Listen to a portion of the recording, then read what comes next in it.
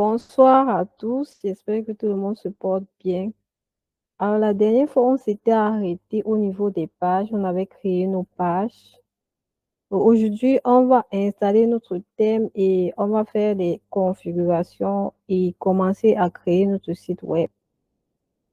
Bon, sans toutefois tarder, je vais commencer. Pour installer le thème, on va aller sur Apparence, ici, cliquer sur Thème.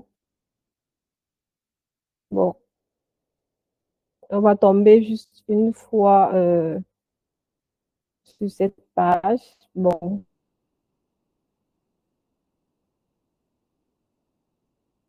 pour éviter vraiment de perdre le temps, on tombe directement sur cette page, ajouter un nouveau thème.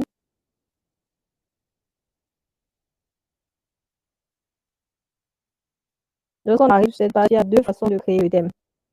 On peut créer le thème d'abord en téléchargeant à partir de notre site web, de notre ordinateur. C'est-à-dire, on a pris le thème dans un autre site web, on l'a téléchargé directement dans notre machine. Donc ici, je viens directement dans le dossier où j'ai enregistré mon thème, ici à téléchargement. Je clique dessus et je clique sur ouvrir. Là, je peux l'installer en cliquant ici, installer maintenant. Soit la deuxième façon, c'est venir ici et soit saisir le nom de mon thème, soit je peux chercher le thème que je veux installer ici.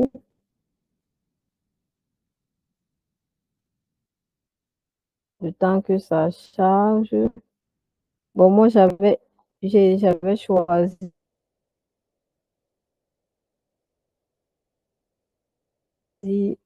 Inspiro, donc je vais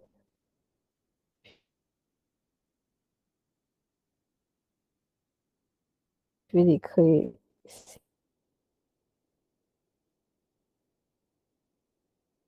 saisir le nom là.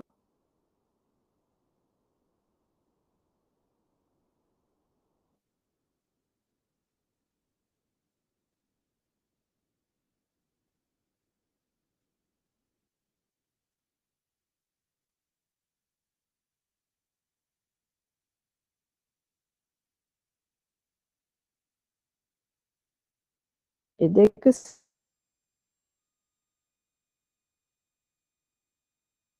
va apparaître,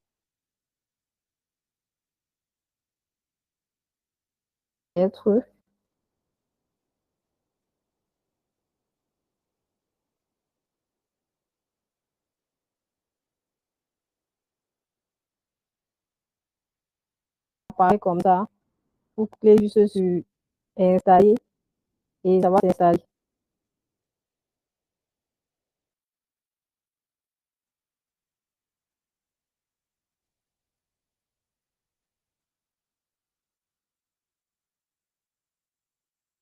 Ok, le thème est déjà activé. Et chaque thème vient par défaut avec ses fonctionnalités. Donc, du coup, le thème ici, il y a un message d'alerte qui dit que le thème recommande d'installer ces différents plugins. Les plugins, comme je le disais la dernière fois, sont les fonctionnalités qu'on ajoute dans notre site web. Et chaque thème vient souvent avec ses fonctionnalités qui sont propres. Donc, on peut ajouter d'autres fonctionnalités si on le souhaite, mais certains thèmes viennent avec leurs fonctionnalités. Donc là, on nous recommande de télécharger tous ces plugins-ci. Ici, on va juste cliquer là, commencer l'installation.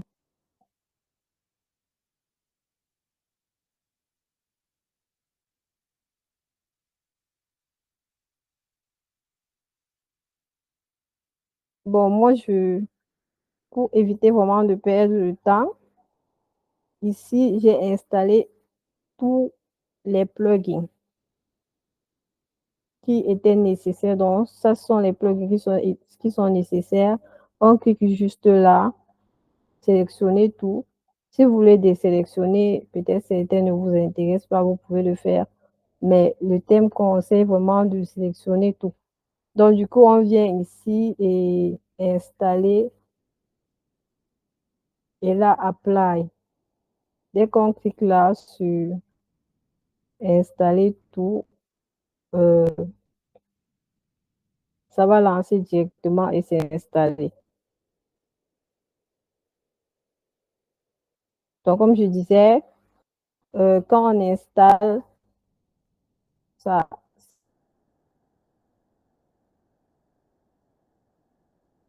ça ressemble à ceci. Donc, après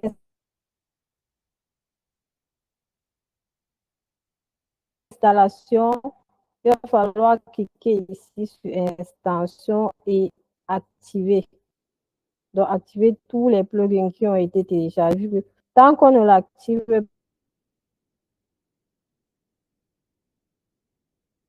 pas, il ne sera pas opérationnel pour la création de notre site web. Donc, quand on clique sur activer directement, on vient. Bon, moi, je l'ai déjà activé. J'ai activé tous les plugins en avance vraiment pour que la connexion. Vous allez voir, il y aura des onglets supplémentaires sur votre site web. Comme vous voyez, les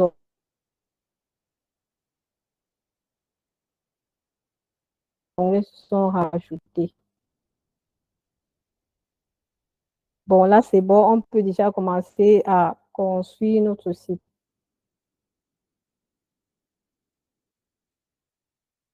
Bon, on peut voir à quoi ça ressemble.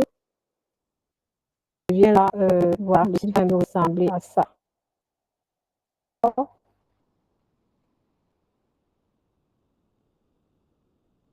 Juste là. Et non, juste là. Et ici,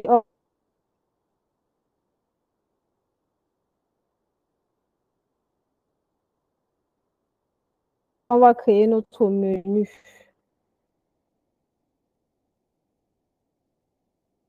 Donc, on crée notre menu.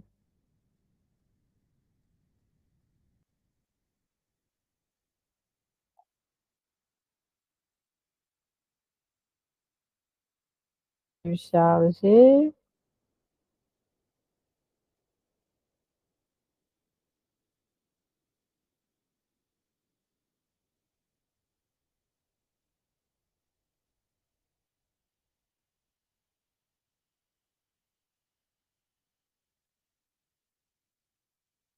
Voilà.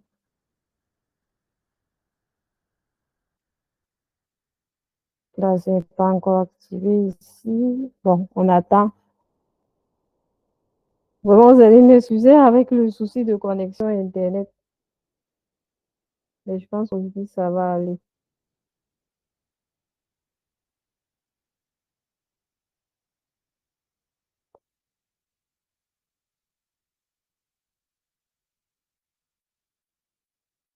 On peut aller ici pour voir si ça va aller plus vite.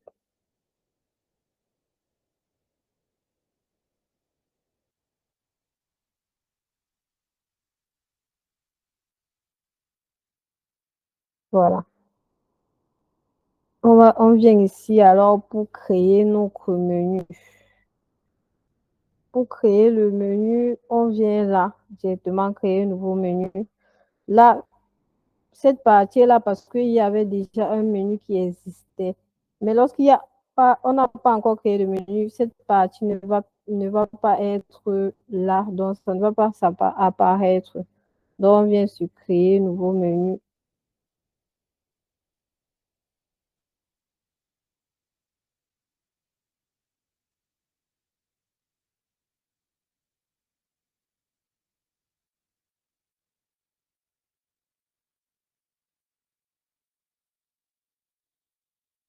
Voilà, créer un nouveau.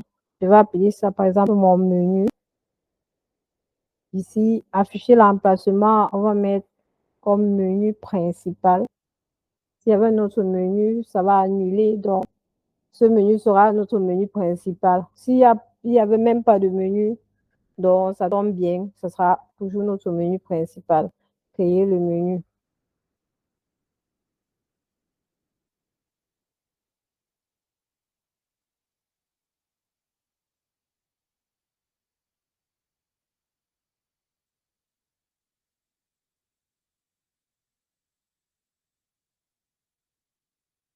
Voilà. On va créer notre menu, on va ajouter nos pages. Voici les pages qu'on a déjà créées ici pour notre site web. Vous pouvez ajouter les pages au fur et à mesure. Bon, moi, je clique ici sur tout voir.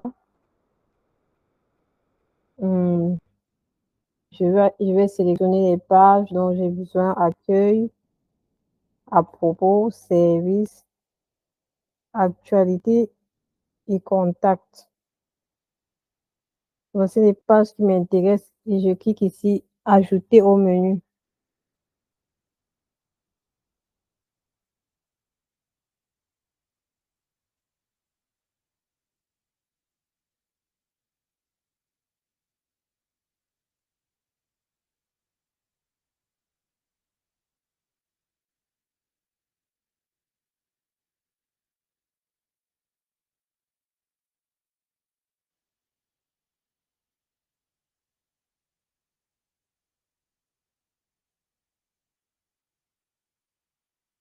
Ok, c'est bon, mon menu a été créé et enregistré. Maintenant, pour ceux-là, ici, euh, mon, mon site est en anglais, en fait. Pour ceux que leur site est encore en anglais, ils peuvent venir modifier là. Je suis obligée de faire comme ça parce que vraiment, voilà, au niveau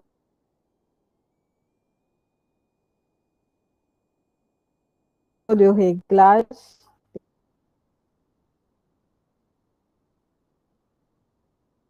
peut-être si c'est en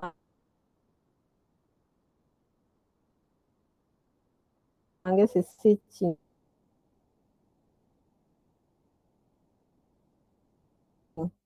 Je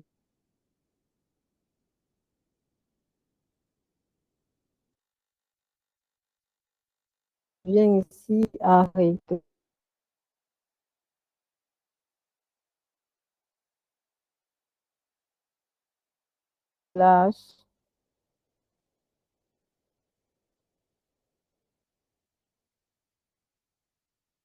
réglage, oui.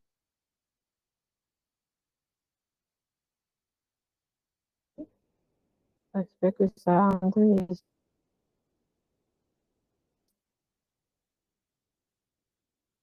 Bon, en attendant, bon, c'est déjà là. Ici, icône du site, c'est ça. Vous pouvez choisir une icône qui peut se positionner là. Maintenant, langue, vous allez choisir la langue ici. Si vous voulez l'anglais, si vous voulez le français, vous voulez l'espagnol. C'est au niveau de réglage général.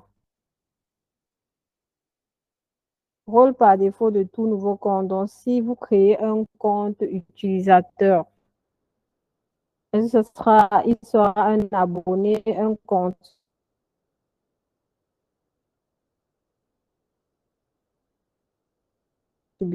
un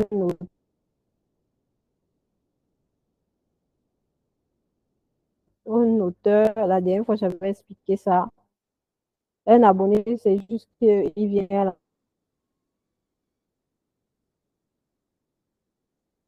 là, il s'abonne, il ne touche à rien. Un contributeur, il peut contribuer peut-être,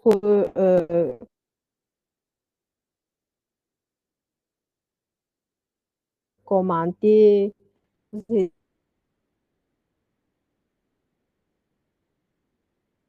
à rédiger un article, un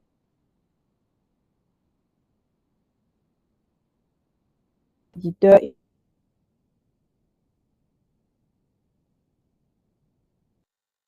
et l'administrateur, c'est la personne qui peut tout contrôler et tout voir. Les auditeurs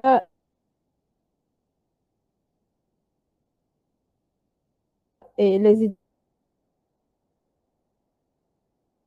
au niveau du tableau de bord, ils ne vont pas voir peut-être la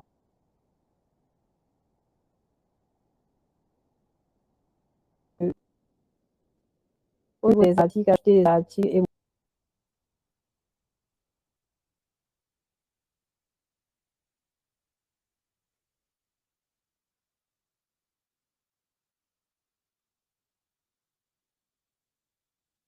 c'est bon. Maintenant, on vient ici à écriture.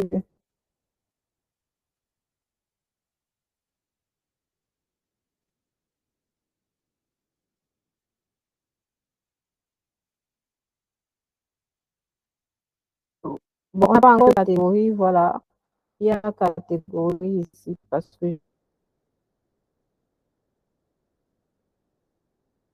j'ai déjà importé architecture à défaut de vos articles.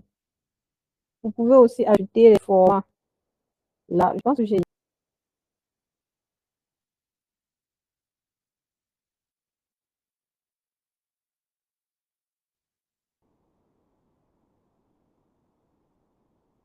lecture.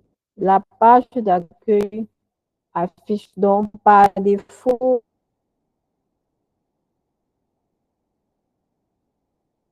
lorsqu'on installe notre thème, la page d'accueil par défaut,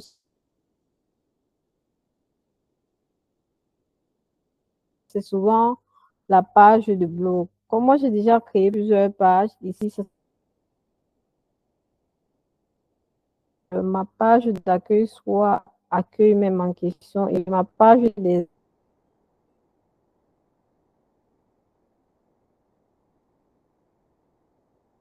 articles, ça soit actualité.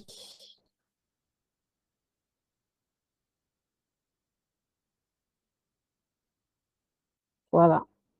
Donc, vous pouvez choisir comme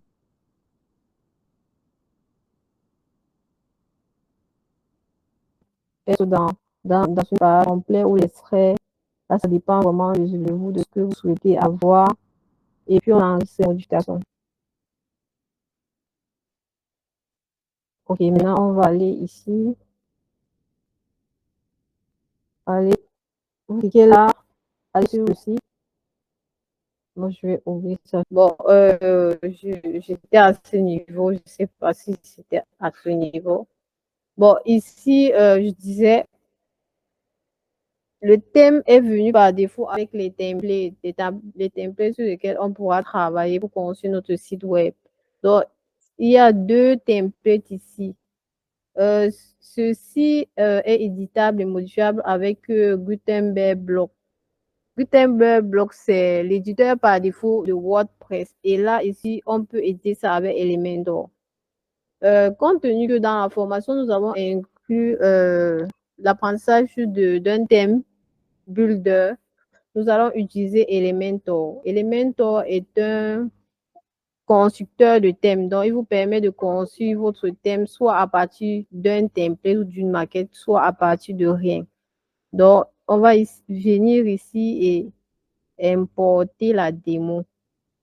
On clique ici sur importer la démo.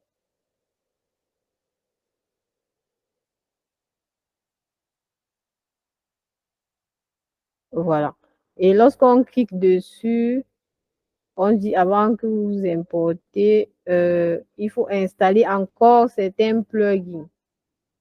Je pense que les plugins là, je les ai déjà installés là. Là, il y a déjà le cadenas, ça veut dire que j'ai déjà installé. Donc, je pense que c'est les deux que je n'ai pas encore installé. Donc, du coup, ça va s'installer. Et là, je vais cliquer sur continuer et importer. Bon, moi, j'ai déjà importé tout ça. Donc, lorsque vous avez cliqué continuer à importer, ça va prendre un peu de temps, c'est-à-dire 2 à 3 minutes avant de tout télécharger. Et votre site web va ressembler à ça. Donc, ça va importer avec tout, c'est-à-dire les images, la police, les tests.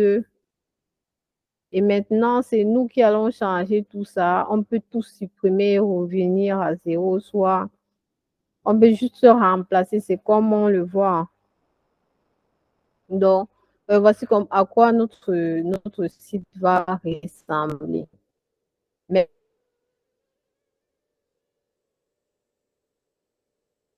maintenant, on va commencer à modifier et à personnaliser ça.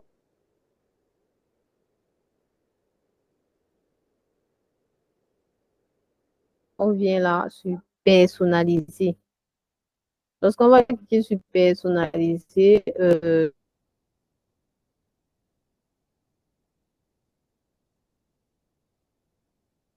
ça va venir là comme ça.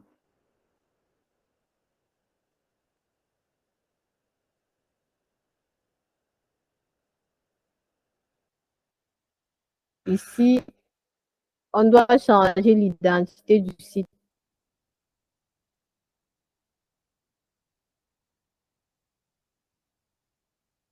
Si vous avez le logo, comme je disais, vous pouvez sélectionner un logo et ajouter le logo, changer le nom.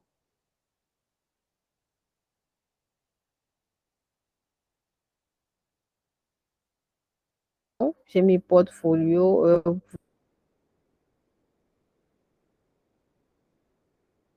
pouvez changer le nom, ajouter un slogan.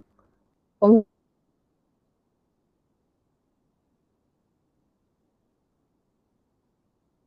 vous voyez ici, si vous avez peut-être un slogan, on va mettre un exemple.